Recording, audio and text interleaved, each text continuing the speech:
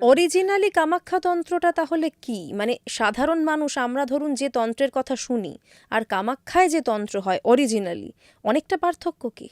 তো কামাখ্যা মার তন্ত্র তো মানে আমরা সাবরতন্ত্র হয়ে থাকে, কামাখ্যা মার তন্ত্রটা অন্যরকম হচ্ছে। কামাখ্যা মার সিদ্ধ মানে মাকে স্মরণ করতে হবে। কামাখ্যা মা যেটা আমরা মন্ত্র জপ করছি এটা তো মন্ত্র হচ্ছে বীজ মন্ত্র। সেটা ভালো কোশ্চেন। মানে আমার কামাখ্যা লোক কী ওখানে গিয়ে কী সিদ্ধি লাভ করবে? খালি কি কামাখ্যা মন্ত্র খালি বীজ মন্ত্র করলে কি খালি সিদ্ধ লাভ হয়ে যাবে? বা বীজ মন্ত্র জপ করলে কি আমার সেখানে আমি বিশাল বড় তান্ত্রিক হয়ে যাব? কামাখ্যা মায়ের কি বীজমন্ত্র ক্রিং? বীজ মন্ত্র উচ্চারণ করাটা ভুল, করতে হয় না অ্যাকচুয়ালি। বাকি সব করা যায়। এখন বীজ মন্ত্র এমন একটা মন্ত্র যেমন আজকে আমরা ইউটিউবে অনেক পেয়ে যাবে, যেটা ক্রিং মন্ত্র বললে বা অনেক কিছু হয়।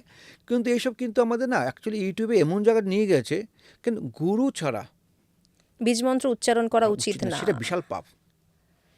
ক্রিং মন্ত্র বললাম কি হবে? মানে এটা ক্ষতি হতে পারে, তাই ক্ষতি না? হবে না। আমি বগলা মন্ত্রী বগলা কি আমার শত্রু প্রচুর হয়েছে, বগলা মন্ত্র জপ করব, ক্ষতি হবে না। কেন এত সমস্যা আজকাল আমাদের বাড়িতে? কেন আমরা হচ্ছে লোক হচ্ছে তন্ত্র বা এই মন্ত্র নিয়ে লোকে যেভাবে জপ করে না, ঠিক করা উচিত নয়। বিশেষ করে আমরা উগ্র যেগুলো আমাদের দেবদেবী আছে, মা কামাখ্যা, মা ধূমাবতী, মা ছিন্নমস্তা, মা তুঙ্গী, মা তারা, মা ত্রিপুরেশ্বরী, এগুলো হচ্ছে মার 10 মধ্যে উগ্র রূপ। আর এই উগ্র রূপ যদি পূজা বা জপ করা হয় তার নেগেটিভ এফেক্ট পড়তেই হবে। কামাখ্যা মা তন্ত্র সিদ্ধি লাভ বা তন্ত্র করা বিশাল টাফ, সাধারণ ব্যক্তির ক্ষেত্রে সম্ভব না। কেন আমাদের যে কোনো মন্ত্র আজকাল হলো একটা কথা, যে কোনো মন্ত্র হচ্ছে আমাদের যদি 1 লাখ জপ করি, এই জপে কিন্তু আমাদের জপ কিন্তু সাধারণ হচ্ছে না। কামাখ্যা মা মিনিমাম কামাখ্যা মা আমাদের 24 থেকে 25 লাখ মন্ত্র জপ করতে হবে। এখনকার জেনারেশনে কী হয় আমাদের, তো 1 লাখ 8 বার মায়ের মন্ত্র মিনিমাম একটা মন্ত্র একবার বলে 4 লাখ করতে হবে। 4 যদি করি আমরা 5 লাখ, 5 বার যদি করি তা তো 20 লাখ হচ্ছে। আচ্ছা, তার মানে ওই আপনি একবার বসছেন অতক্ষণ টানা মন্ত্রপাঠ করে যাবেন? তাই তো লোকে করতে হবে। মন্ত্র সিদ্ধি আসলে কি হয় না, সাধনা এত সহজ নয়। সাধনা যেটা আজকাল লোকে করছে, সাধনা এত সহজ। আগের দিন লোকে কি হতো, যারা মুনি ঋষি সাধক ছিল সেই জঙ্গলে গিয়ে সাধনা করা হতো বা বাড়িতে বসে হতো না, একান্তে? একান্তে। এখন আমরা বাড়িতে বসে কেন, দেখুন একটা এক্সাম্পল দিচ্ছি। আমরা যখন সাধারণত আমরা সাধারণ বলছি, আমরা সেটা সবাই করতে হবে। যখন আমরা 108 মালা যখন জব করি না, আমরা জব করছে যখন দেখুন 15 বার 20 বার হওয়ার পর না আমরা কিন্তু মাইন্ড ইমব্যালেন্স হয়ে যায়। আমার ছেলে আমার মেয়ে কী করছে, তাড়াতাড়ি পুজো জব করতে, অফিসে যেতে হবে, করতে হবে, তাই ভাবি না আমরা? না না, জব করতে করতে চলে আসে তো অন্য ভাবনা, চলে আসে না? সত্যি তো আসে। চলে তো আবার কিনা এটা করা ঠিক হচ্ছে না, আবার সে ঘুরে আবার মন্ত্র জবে চলে আসি।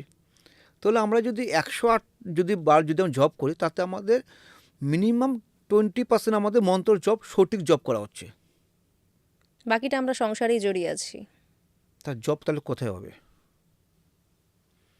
তো একটা জব যদি আমরা 1 লাখ যদি জব করি, তাহলে হচ্ছে এটা 20,000 জব হলো, অরিজিনাল জব হলো। এটা হচ্ছিল, তার জন্য আজকাল কোনো তন্ত্র সিদ্ধি করা বহুত মুশকিল। কেন আজকাল কামাখ্যার অনেক বলছি, তো তন্ত্রের সাথে যুক্তের জন্য বলছি।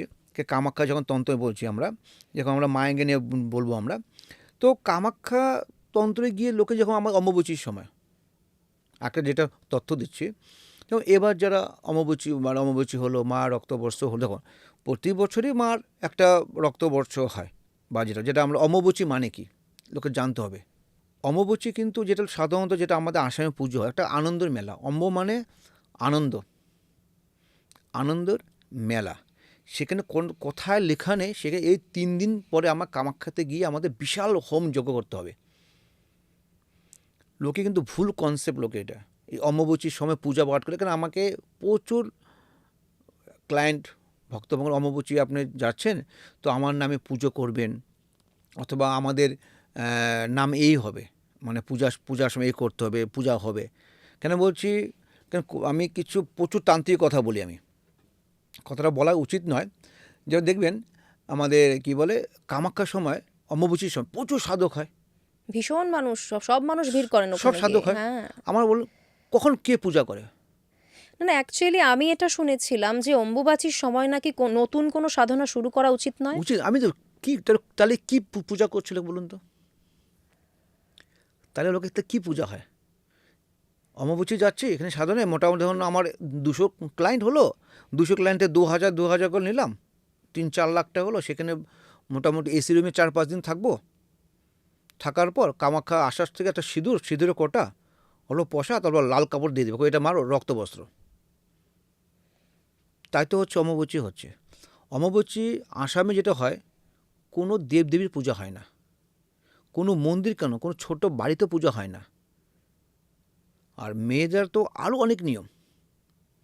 ছেলেরা কোনো চুল দাড়ি কাটবে না, মাথা কোনো রকম তেল দিবে না, সেরকম অমাবস্যা আসামে হয়। তাহলে পূজাটা কখন হচ্ছে?